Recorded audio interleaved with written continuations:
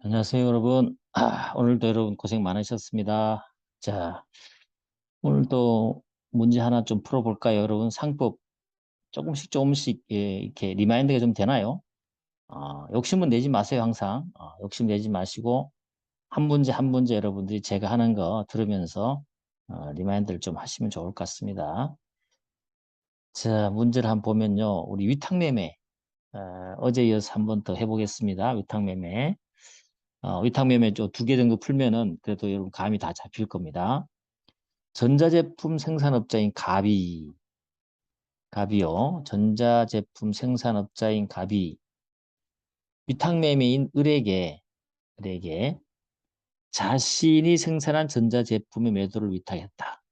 그 을은 그 실행으로 병에게 전자제품을 외상으로 매도하려고 한다. 이 경우 갑을 병 법률관계에서는 옳은 것은 모두 고르시오. 이렇게 한 문제 지문 하나하나만 사례를 줬어요. 이런 겁니다. 요런 문제가 좀 까다로우니까 같이 한번 다 풀어볼게요, 여러분. 한 문제지만 한번 풀어보겠습니다. 갑은 위탁자의 전자제품을 생산하고 있는데 전자제품을 매도 위탁했어요. 어디 위탁 매매인이에요. 그리고 전자제품을 외상으로 매도를 했습니다. 병에게 매수인에게 줬어요. 그죠? 외상으로 매도하려고 한다. 이랬을 때, 그죠? 이런 상황이죠. 이런 상황인데, 문제를 물어봅니다. 기억번 가보겠습니다.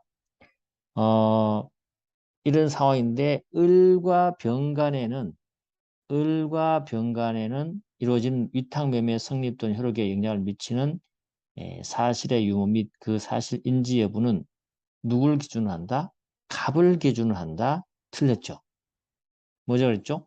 이 위탁매매는요, 위탁매매인은 자기 명의로 하잖아요. 그죠? 자기 명의로 하고 그 다음에 타인 계산, 누구 계산이에요? 갑의 계산으로 하는 거 아니에요. 자기 이름으로 하는 거기 때문에 자기가 을이 주체가 되는 것입니다. 을이 주체되는 거예요. 위탁자는 관계없어요. 돈만 되는 거지. 이걸 생각하면 기업권이 틀린 것이죠. 그래서 자기 명의에서 타인 계산으로 물건 또는 유가증권의 매매를 영업을 하는 자를 위탁매매를 하잖아. 그죠?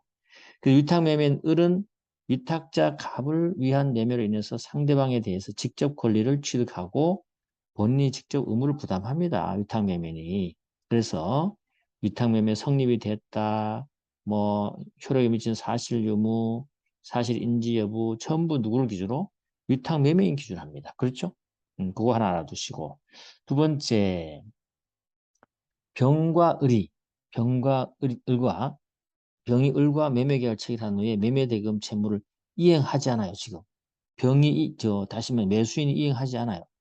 이에 대해서 을의 기책 사유가 없다면 특별한 약정이나 관습이 없는 한 을은 그 매매대금 채무를 갑에게 이행할 책임이 없다. 누구? 위탁자에게 이행할 책임이 없다. 여러분 맞을까 틀릴까요? 틀리죠. 이행 책임 부담합니다. 위탁매매네요. 그죠? 법적으로 이행 책임을 부담합니다. 채무 이행을 안 하잖아요. 그죠? 그럴 때는 을은 당연히 위탁자에게 이행 책임을 부담합니다. 위탁자가 그 역할을 해줘야 되는 것이죠. 사실은요. 그거 하나 알아두시면 되겠어요. 그래서 위탁매매인은 위탁자를 위한 매매에 관해서 상대방이 채무를 이행하지 않은 경우에 위탁자에 대해서 이를 이행할 책임이 있다라고 아예 법정 책임으로 나와 있어요. 물론 다른 약정이나 관습이 있으면 괜찮지만요. 알겠죠? 그걸 여러분 생각하시면 될 것 같고 그 다음에 디귿번 가보시면 만일 갑이 을에게 위 전자제품을 한 대당 50만 원에 매도해 주도록 위탁했다. 지정가액 준수 의무와 관련되는 거잖아. 그죠? 50만 원 매도하려고 위탁했는데 을이 한 대당 60만 원에 팔았어. 10만 원 더 받고 팔았다니 장사를 잘했다는 거죠. 10만 원의 차액이 발생한 거예요. 이 한 대당 차액 10만 원은 누가 가질까요? 그죠? 누가 가질까요? 이거는 을의 이익일까요? 아니면 갑의 이익일까요? 하여튼 이익되는 부분 있죠. 남는 장사 부분에 대해서는 특별한 약정이 없으면 누구 겁니까? 갑의 이익으로 봅니다. 틀렸죠? 갑의 이익으로 보는 거죠. 을의 이익으로 하면 틀린 거죠. 심한 차익 발생하면 약정 없으면 그죠? 약정이 없다면 갑의 이익이고 만약에 갑과 을 간에 내가 잘 팔면 을, 위탁매매인 자기가 갖겠다고 했으면 갖게 되는 거예요. 없으면은 갑의 것으로 보는 거죠. 알겠죠? 조문 문제입니다. 지정한 가액보다 고가로 매도했을 때 또는 지정 가액보다가 싸게 샀을 때 매수 영가로 매수했을 때 그 남는 차액은 다른 약정이 없으면 위탁자의 이익으로 한다 라는 조문이 있다는 거 잊으시면 안 되겠습니다. 그 다음에 25분에 이제 위탁매매업과 가맹업에 관한 설명이 옳지 않게 나왔죠. 가맹업 간단하게 이렇게 나오는 건데 한번 체킹해 보겠습니다.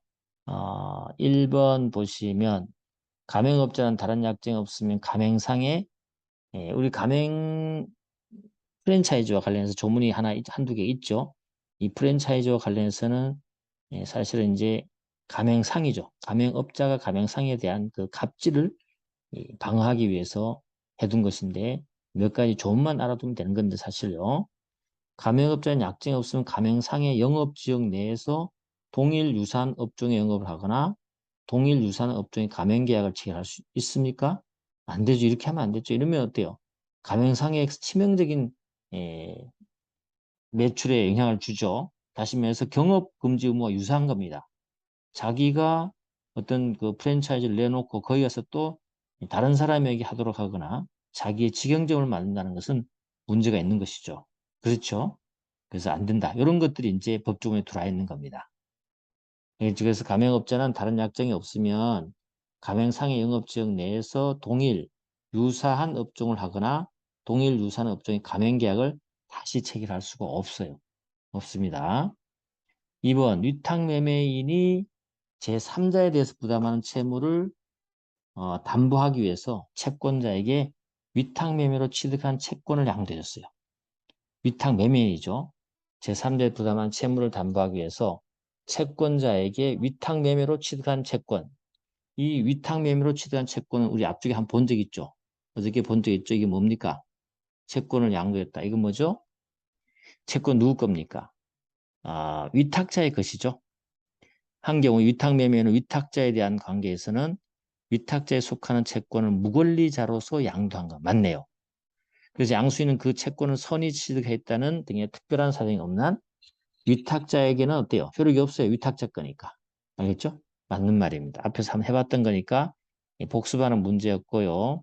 3번 가보시면 위탁매매인이 거래소 시세가 있는 물건, 거래소 시세가 있다는 것은 객관화시켜야 된다. 객관적 문제, 객관적.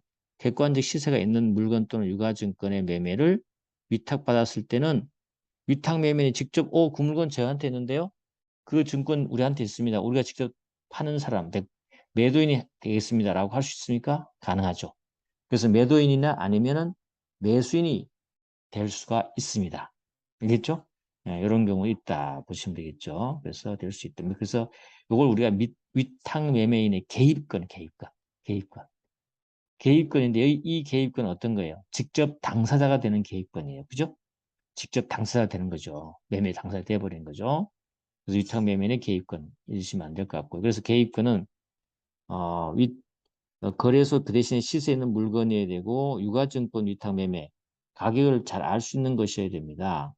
그래서 위탁매매는 매도인이나 매수인이 가능하고 그 다음에 이렇게 되면 위탁매매의 지위가 뭐가 돼요? 바로 계약 당사자가 되는 것이에요.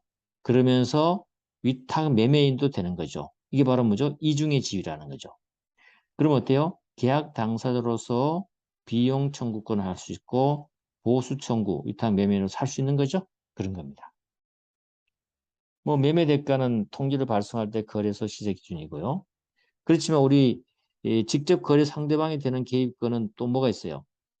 요 위탁 매매와 구조가 똑같은 운송 주선인하고 준 위탁 매매인은 위탁 매매와 대상만 다르지 구조가 똑같단 말이죠. 그럼 당연히 여기도 개입권이 직접적 개입권이 적용되는 부분이 되는 거죠. 이해됐죠? 4번 가보시면 가맹상은 가맹업자의 동의를 받아서 그 영업을 그렇죠. 양도할 수 있습니다. 근데 가맹업자는 특별한 사유가 없으면 영업 양도에 동의하도록 이렇게 법이 의무 규정을 뒀어요. 다시 말해 가맹업자가 갑이잖아요. 갑이기 때문에 이렇게 동의를 안 해주는 그런 일이 많았기 때문에 하도록 의무 규정을 두게 된 것이죠. 그렇지만 가맹상은 또 가맹업자의 동의를 받도록 했어요. 왜 그렇습니까? 새로 들어온 영업 양도를 받아 들어오는 그 운영업자가 그죠? 가맹상이 이 가맹업자가 생각해 봤을 때 그걸 감당할 수 있거나 자기네 어떤 그런 그 어떤 프랜차이즈 어떤 이미지를 유지할 수 있는 사람인가를 판단하도록 이렇게 양쪽 다 의무를 두게 된 것입니다. 이건 알겠죠? 그렇게 알아두셔야 될 것 같아요. 양쪽 다 의무가 있는 겁니다. 자, 그 다음에 5번 가보시면 어떠한 계약이 일반 매매 계약인지 아니면 위탁 매매 계약인지는 계약의 명칭, 형식적인 문을 떠나서 어떻게 판단하죠? 우리가 실질을 중시해서 판단하겠죠? 항상 우리가 이런 것들은 실질을 가지고 판단합니다. 그래서 명칭이나 형태가 중요하지 않고요. 이렇게 살펴봐갖고 이게 위탁 매매 구조를 갖고 있는지를 따져본다는 것이죠. 알겠죠? 그런 걸 여러분 생각하시면 될 것 같습니다. 자, 그럼 오늘 또 이렇게 간단하게 여러분하고 위탁매매 이제 마무리 지었어요. 내일은 이제 운송업을 좀 해보도록 하겠습니다. 수고 많으셨습니다.